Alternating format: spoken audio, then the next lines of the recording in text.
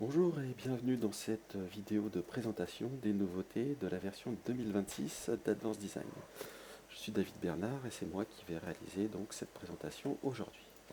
Donc voici le plan de cette présentation. Donc dans un premier temps, je vais vous montrer les nouveautés d'Advanced Design, ensuite les nouveautés des différents modules de calcul béton, les nouveautés sur le calcul d'attache, et enfin une petite aparté donc sur les roadmaps qui sont disponibles dorénavant sur le site Gretec Avantage. Donc sans plus tarder, nous allons commencer par les nouveautés Advanced Design. Donc la plus grande nouveauté d'Advanced Design 2026, c'est la possibilité donc de modéliser des poutres mixtes, ce qui nous permet de définir un système structurel où les poutres en acier et les planchers béton travaillent ensemble. Donc, comme vous pouvez le voir sur les images, les poutres métalliques en I soutiennent la dalle en béton avec des connecteurs qui vont assurer un transfert correct des efforts entre les deux éléments. Les poutres mixtes ont des paramètres spécifiques comme la largeur efficace, la résistance au cisaillement, la stabilité latérale et également la contribution du ferraillage. Ces paramètres essentiels pour une vérification conforme aux normes. Et la poutre mixte seule ne suffit pas, hein, elle doit être associée à un élément de type plancher mixte pour réaliser l'analyse. Donc le plancher mixte fonctionne avec les poutres mixtes pour transférer les charges. Vous pouvez définir le plancher comme étant une dalle pleine ou une dalle plus bac acier, et il fonctionne de manière similaire aux parois dans l'analyse élément fini. Donc on peut le définir comme un diaphragme rigide qui va assurer la stabilité latérale de la structure. Donc, comme je vous l'ai dit, vous pouvez choisir entre une dalle pleine et une dalle plus bac acier. Vous avez également la possibilité d'aller chercher dans un catalogue euh, pour les planchers mixtes. Donc il y en a quelques-uns qui vous sont fournis, où vous pouvez spécifier manuellement la géométrie des différents éléments. De la même manière, comme le ferraillage a une importance forte dans ce type de calcul, vous avez la possibilité donc de définir le ferraillage de chaque élément. Une fois que vous avez réalisé les calculs éléments finis, on peut procéder du coup à la vérification des poutres mixtes conformément donc soit à l'Eurocode 4, soit aux normes américaines AISC 360. Donc la phase de montage correspond à la durée avant que le béton ne durcisse et ne soit autoportant, tandis que la phase finale correspond au moment où la poutre mixte est pleinement opérationnelle et le béton est durci. Et donc nous avons la possibilité de faire la vérification de la capacité portante pendant ces deux phases-là. Nous pouvons également ajuster les différents paramètres les plus importants, notamment la largeur efficace, l'espacement des connecteurs, les critères de flèche ou la résistance au flambement. Alors bien sûr, une fois que vous avez défini tout ça et que vous avez lancé des calculs, on va passer sur la partie résultats graphiques. Donc dans Advanced Design, on va avoir la possibilité d'avoir donc ces résultats de manière détaillée, comme on l'aurait sur les experts béton, métal ou bois. On va pouvoir afficher les largeurs efficaces, les taux de travail, les moments de flexion, les efforts tranchants, etc. Et on peut également comparer les valeurs de déformation, y compris les effets de retrait dans l'analyse de la flèche à court terme ou à long terme, ainsi que la contre-flèche. On peut également visualiser graphiquement la répartition des connecteurs, y compris le degré de connexion et tout ce qui est espacement et nombre de rangées d'ailleurs. Tout ça, on va pouvoir le faire de manière graphique. Bien sûr, on va également avoir tout ce qui est notes et fiches de profilé. Donc les notes, les fiches de profilé d'abord dans un premier temps vont vous permettre d'afficher à l'écran rapidement toutes les données, les résultats des flèches, des phases de montage et de la phase finale. Et d'avoir également, comme sur la deuxième image, une vérification de détail, avec à chaque fois la coloration vert pour tout est passé et rouge quand il y a une vérification qui est en échec. On a exactement la même chose dans les notes, mais de manière très détaillée, comme vous pouvez le voir sur les images sur votre droite, où là on va avoir les différentes vérifications avec leur référence à l'Eurocode, ainsi que les applications numériques. Alors, je vais vous montrer comment ça se présente directement dans Advanced Design. Donc nous allons partir sur ce modèle simplifié. On va déjà dans un premier temps regarder les options que nous allons avoir donc, sur les poutres mixtes. La poutre mixte est une option que l'on vient utiliser en plus, qui a été rajoutée en 2026, qui nous permet de choisir soit une poutre standard, donc générale, soit une poutre mixte. Donc dans ce cas-là, il faut qu'elle ait le matériau métal et une section I. Et vous avez ensuite un petit peu plus bas les éléments, les différents éléments que vous pouvez régler dans l'expert mixte. Donc on va avoir tout ce qui est largeur disponible, les largeurs efficaces, comment on gère les connecteurs. Donc vous avez la possibilité d'aller chercher dans un catalogue ou de définir quelque chose de personnalisé. Le degré de connexion, là c'est pareil, vous allez avoir plusieurs options qui seront disponibles. La répartition des connecteurs et ensuite l'indication des vérifications pour la phase finale et la phase de montage, ainsi que la vérification des flèches et du voilement. Donc ça c'est pour la partie métal de la structure mixte. On va maintenant passer sur la partie béton ici. Donc je vais sélectionner l'élément béton. Vous voyez qu'ici c'est un élément de plancher mixte. On va choisir ici si on veut une dalle plus bac acier, donc ça c'est l'image que je vous ai montrée tout à l'heure, ou une dalle pleine. Et là c'est pareil, on va pouvoir soit personnaliser, soit aller chercher ici dans un catalogue. Et bien sûr, si vous personnalisez, vous avez les différentes valeurs ici. Vous avez également la possibilité donc de définir le ferraillage dans cette fenêtre-ci, celle que je vous ai mis tout à l'heure dans ma présentation PowerPoint. Donc bien sûr, une fois que vous avez défini tous ces paramètres-là, il faut également aller définir les paramètres de calcul mixte, ici, où vous allez avoir tous les paramètres. Donc certains sont communs avec l'Eurocode 3, mais pas tous. Donc on va retrouver tout ce qui est coefficient de sécurité, comment on gère les connecteurs, le calcul des flèches, etc. etc. Et une fois qu'on a réglé tout ça, on va simplement lancer le calcul et pouvoir regarder donc les résultats de manière graphique. Donc par exemple, si on prend cet élément-là, on va pouvoir regarder ici le taux de travail, donc le taux de travail maximum, donc, qui regroupe le taux de travail en résistance et en flèche. On peut regarder bien sûr les efforts de calcul, donc par exemple le moment fléchi qui a servi à faire le calcul. On peut regarder graphiquement donc, les largeurs efficaces, ici. La résistance soit en phase finale, soit en phase de montage, ici. Par exemple la résistance en flexion. On peut voir le calcul de la flèche pour chaque phase. Donc là, il est affiché sous forme fractionnaire, mais vous pouvez l'afficher un écart par rapport à la flèche limite, par exemple, pour vérifier. Donc là, on est bien en dessous de 100%. Et enfin, le nombre total de connecteurs, ici, soit nombre et rangée, par exemple, soit nombre et espacement,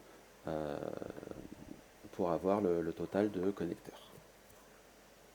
Donc voilà comment ça fonctionne rapidement, bien sûr, dans Advanced Design. Alors je ne vous sors pas les notes, mais elles y sont. Simplement, je vais vous montrer donc la fiche de profilé avec les différentes vérifications de flèches. Ici, les différentes vérifications pour la phase de montage, la phase finale, et éventuellement l'ensemble des vérifications détaillées avec à chaque fois la référence à la norme. On va repasser sur la présentation PowerPoint. On va donc passer à une deuxième nouveauté de la version 2026, la possibilité de définir des appuis de type pieux pour la simulation du comportement des pieux et la vérification de leur capacité portante. Donc on peut créer des pieux simples ou groupés en les plaçant soit individuellement sous un radier, soit créer des têtes de pieux qu'on va modéliser à l'aide d'éléments surfaciques. Donc ces appuis, ça constitue une alternative aux appuis ponctuels traditionnels qui sont déjà intégrés dans Advanced Design. On peut ajuster le comportement de chaque degré de liberté à chaque fois en choisissant entre libre, élastique ou encastré. Dans les prochaines versions, dans les versions futures, on introduira aussi des options de non-linéarité telles que des limites en compression ou en traction, mais ce n'est pas intégré pour l'instant dans cette version. Donc au-delà de ces vérifications éléments finis, on va pouvoir faire des vérifications visuelles détaillées. Par exemple, la vérification du coup de la portance, soit en compression, soit en traction, soit latérale, directement, graphiquement. On va pouvoir les afficher également sous forme de tableau, comme vous l'avez dans la partie inférieure de cette diapositive, ou on peut l'afficher sous forme directement de pourcentage. Par exemple, là, sur l'image de droite, j'ai affiché la portance en capacité globale. Ce que je vais faire, c'est que je vais vous montrer rapidement comment on modélise ça, enfin comment c'est intégré dans Advanced Design. On va passer tout de suite sur le logiciel. Donc nous voilà sur un petit modèle. Donc pour créer des pieux, c'est tout simple. Vous avez l'option ici pour créer des pieux. Et ici venir régler du coup ici leur capacité portante. Et à chaque fois ici venir saisir si c'est libre, élastique ou encastré.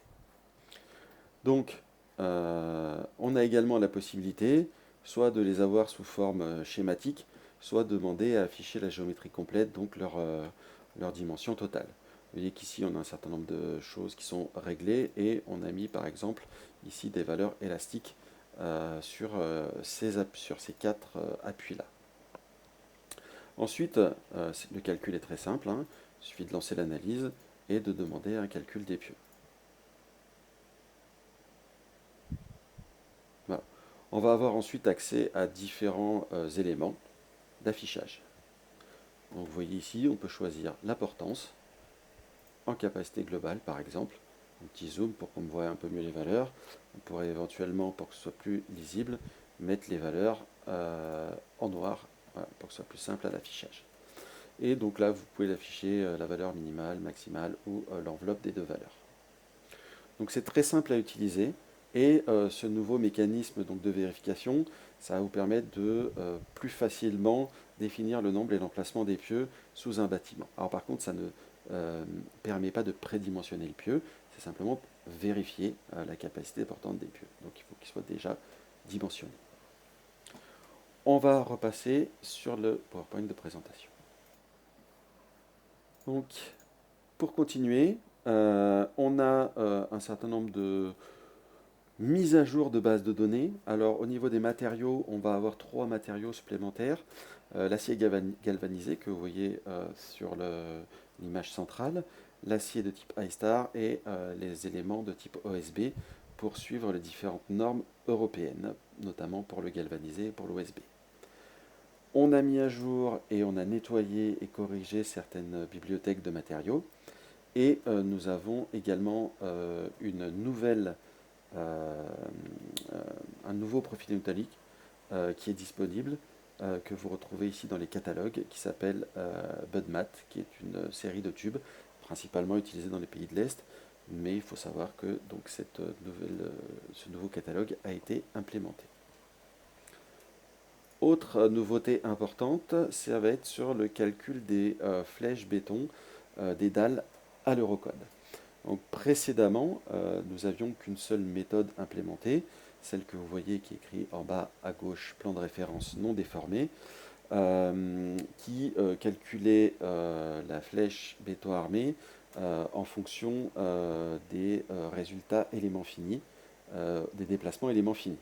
Donc sur des ouvrages à plusieurs étages, dont tout ce qui est bâtiment, ça donnait des résultats parfois incohérents. Donc 3 options sont maintenant présentes, toujours la fonction non déformée. La deuxième méthode qui s'appelle nœud avec le plus petit déplacement, où là qu'est-ce qu'on va faire? On va mettre un plan de référence et on va le déplacer de la distance du nœud qui a le plus petit déplacement et on va venir mesurer les différentes flèches à partir de ce nouveau plan. Et enfin la dernière option qui est la plus intéressante dans le cas de bâtiments quand on a des charges dissymétriques et ou différents traders, ça va être les plans locaux déformés. Alors là c'est une méthode itérative qui va trianguler en fait les dalles et pour chaque triangulation elle va sauvegarder les déplacements maximum et en faire l'enveloppe. Et c'est très efficace, cette méthode, elle est particulièrement utile pour les bâtiments à plusieurs étages avec des systèmes de dalles et de poutres, où là le déplacement vertical ne suffit pas à simuler correctement le comportement structurel des dalles en béton armé. Alors ça c'est pareil, je vais vous le montrer directement dans Advanced Design. Je vous ai préparé un petit modèle où on a les trois plans de référence, les trois options qui sont définies. Donc voici notre modèle Advanced Design, donc c'est trois modèles identiques. La seule différence, c'est l'option correspondant ici à la flèche réelle. Donc ici, on est en nœud déformé pour ce premier bâtiment. Sur le deuxième, on est en nœud avec le plus petit déplacement. Et sur la troisième, on est en plan locaux déformés. Donc, j'ai déjà effectué le calcul béton armé sur ces éléments-là. Et j'ai déjà préparé donc les trois images qui vont nous permettre de comparer.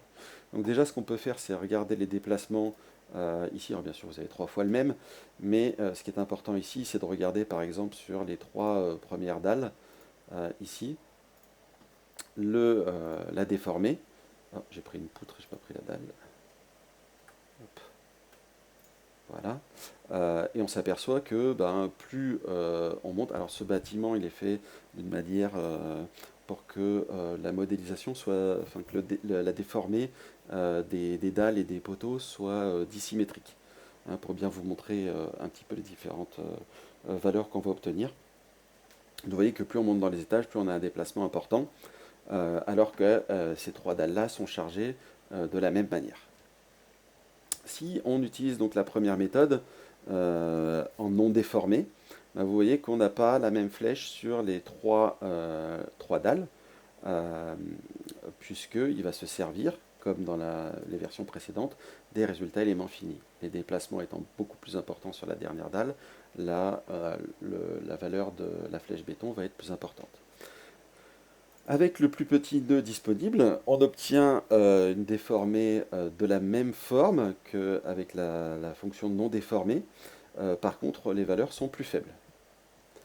Mais dans ce cas-là, et dans une grande majorité des cas sur les bâtiments, c'est la troisième option qui est la plus intéressante, puisque vous voyez que quand je prends cette option-là, plan locaux déformés, j'obtiens quasiment pour chaque dalle la même flèche, et surtout elle est beaucoup plus petite, et elle se rapproche beaucoup plus de la vraie flèche béton armé.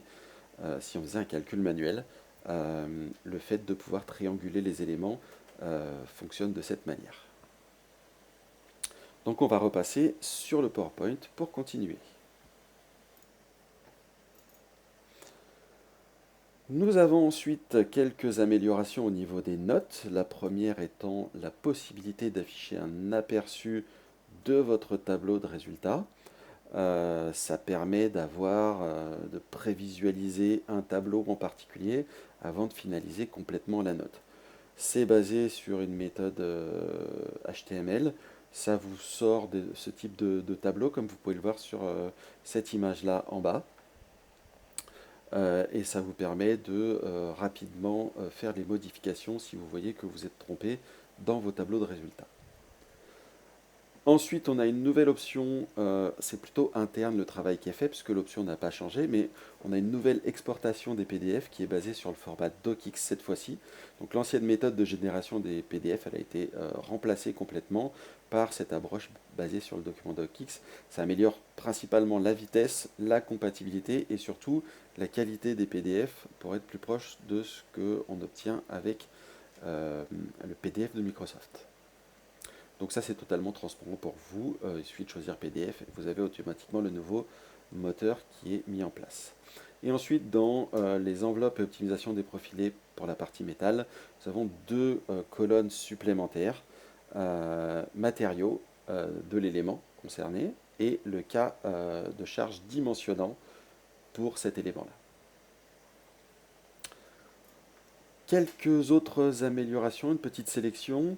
Nous avons mis à jour la norme ASCE 7-22 pour les charges de neige et de vent donc à la norme américaine. Donc là, c'est principalement pour les États-Unis, on ne va pas s'étendre là-dessus.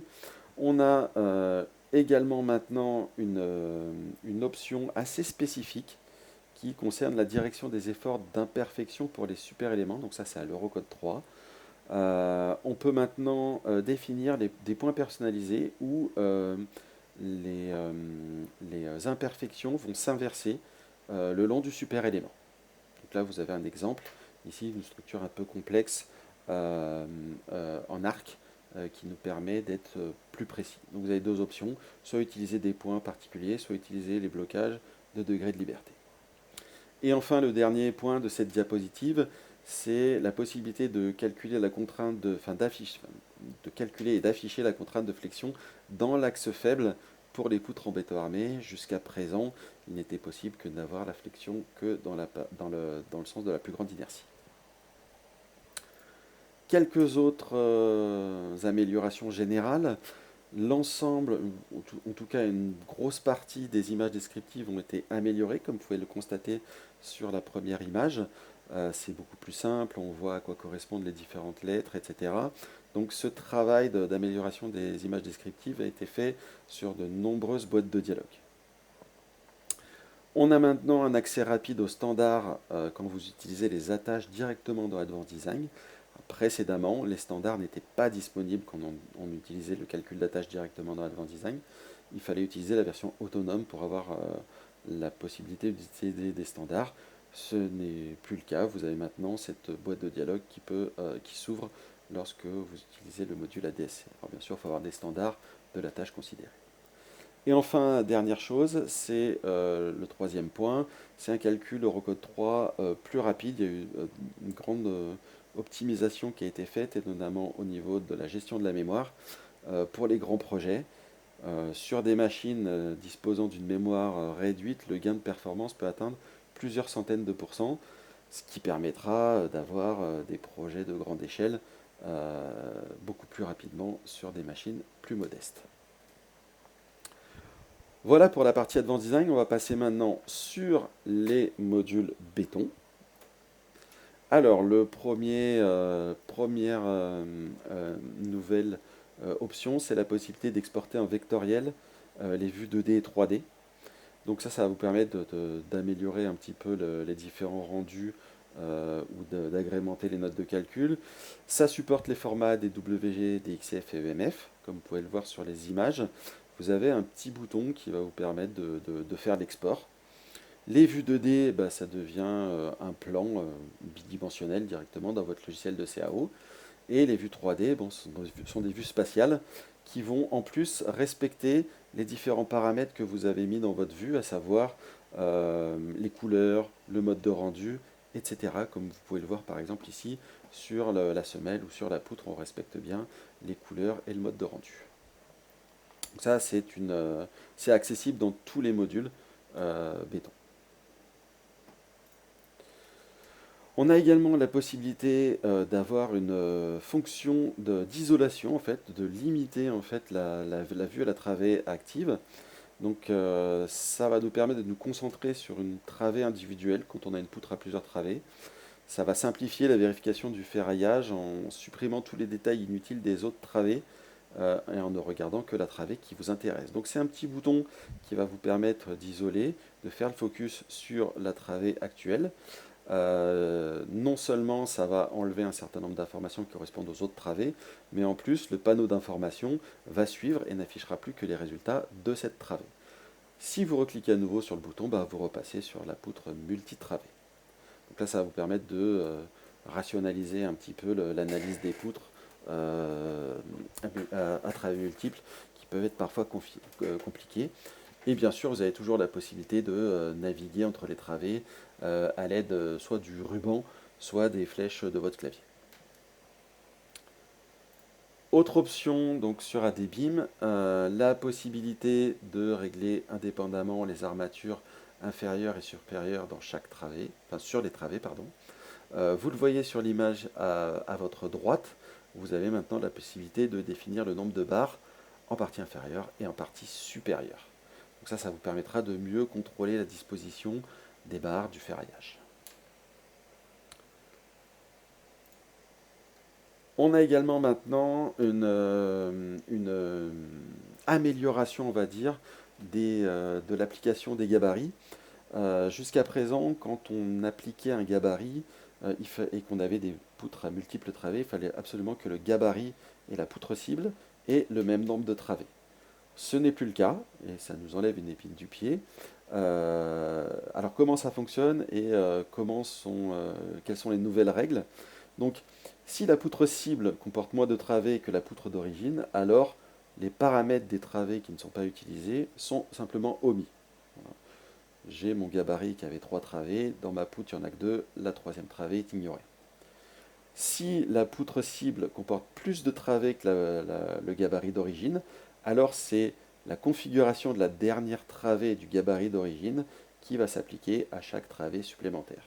Mon gabarit contenait 2 travées, ma poutre cible en contient 4, les travées 3 et 4 auront les paramètres de la travée numéro 2 du gabarit d'origine. Alors bien sûr, il va toujours vous afficher quand vous allez importer et synchroniser votre gabarit, un petit avertissement vous disant que le nombre de travées était différent et qu'il a ajusté en conséquence. Passons maintenant sur le module footing. Donc maintenant, on a la possibilité de mettre en place un ferraillage avec treillis soudé. Donc pour les semelles isolées et filantes. Donc là, vous avez dans la boîte de dialogue d'hypothèse de ferraillage, comme je vous l'ai mis sur l'image en bas à gauche, la possibilité donc de choisir les treillis soudés. Donc là, c'est pareil, vous avez un certain nombre d'options qui sont disponibles, ancrage, type de treillis, nombre de lits, longueur de recouvrement. Vous avez également même la possibilité de forcer un treillis en particulier. Voilà, tout ça sont des options qui ont été mises en place. Bien sûr, dans les notes, on va tenir compte des aciers du treillis. Et les plans de ferraillage incluent maintenant la nomenclature dédiée des treillis soudés en plus de la nomenclature des barres, comme vous pouvez le constater sur le plan en bas à droite. Quelques petites améliorations pour les modules.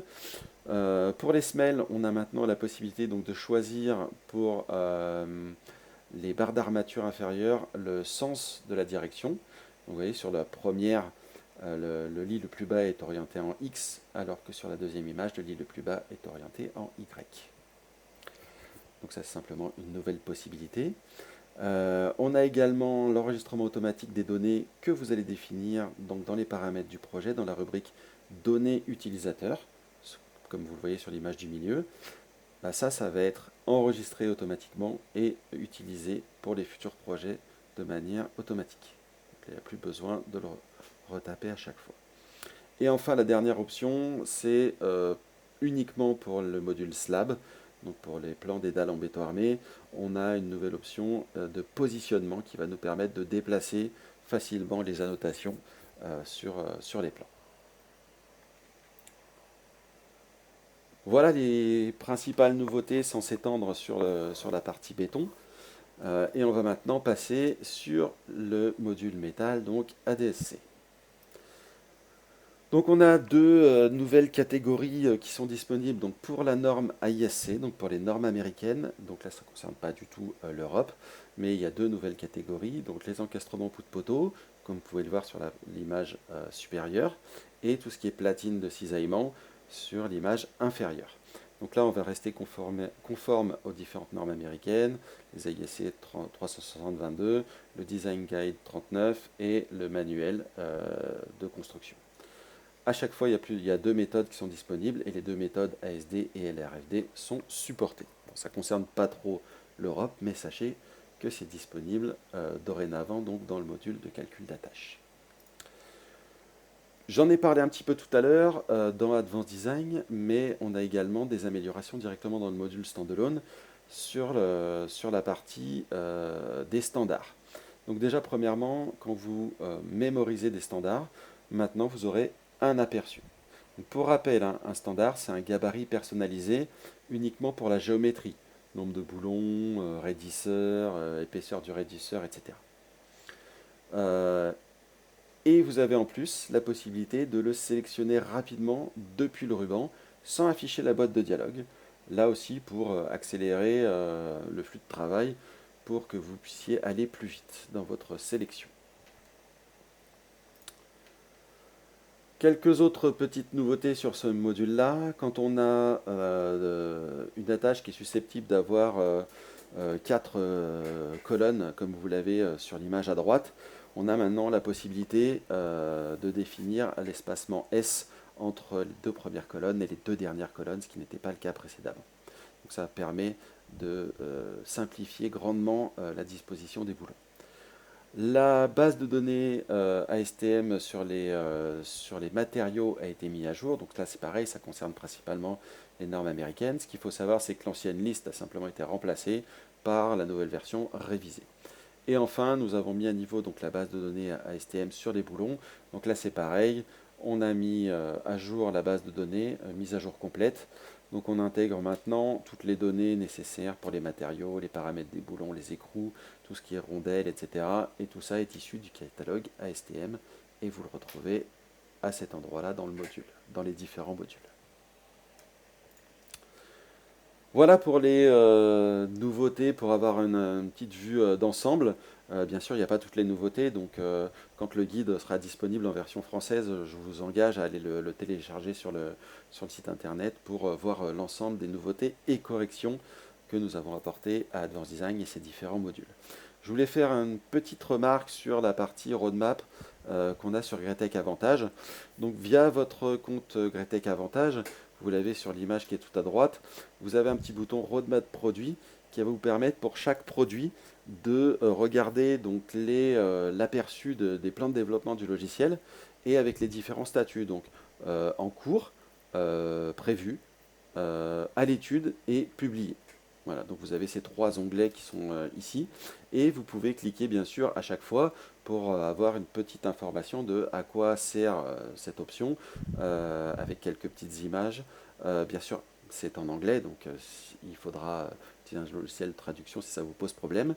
Et vous aurez également la possibilité, comme vous le voyez sur l'image ici, la possibilité de voter pour savoir si c'est pas important, si c'est intéressant à voir, si c'est important ou si c'est une demande critique de votre part parce que vous en avez extrêmement besoin.